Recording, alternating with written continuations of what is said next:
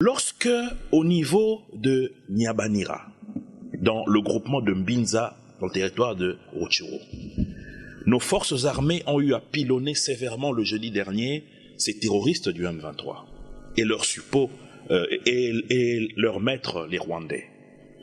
Arrivés sur les lieux occupés jadis par ces individus, nos militaires vont aller découvrir d'abord des effets militaires des RDF, de l'armée rwandaise, étiquetés, bien identifiés, mais aussi et pire, mon cher ami, des mandats que ces militaires rwandais de la force militaire du Rwanda ont envoyés dans leur pays pour que leurs épouses leur retirent la solde prévue pour cette sale besogne en République démocratique du Congo.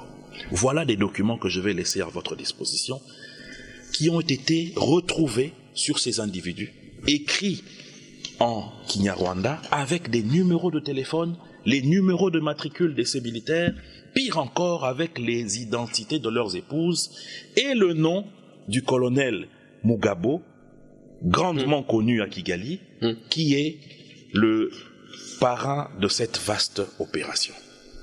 Et là maintenant je m'apprête à vous choquer. Qu'est-ce que nos militaires découvrent en pire? Allez-y. Une fosse commune.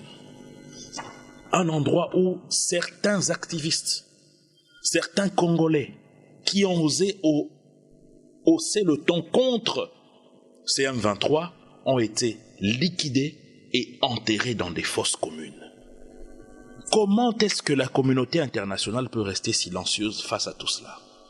Comment est-ce que ces médias périphériques qui disent défendre la démocratie, défendre les droits de l'homme, peuvent se permettre de se taire face à cette vérité? Mais qu'est-ce qu'ils relayent, eux?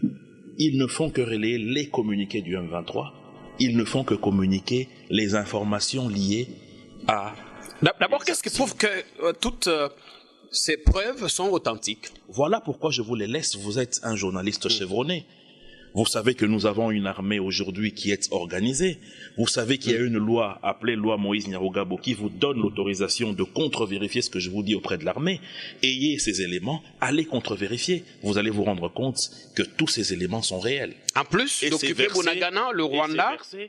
Et c'est versé au niveau du comité de notre sous-région de vérification pour qu'il puisse, en dehors de ce qui a déjà été déposé par la RDC comme preuve, en l'occurrence les 2 éléments des RDF capturés en pleine action, les éléments des articles militaires d'artillerie et d'infanterie qui ont été récupérés par nos forces armées, qui ont été déposés au mécanisme, et il y a aussi ça qui vient d'être ajouté.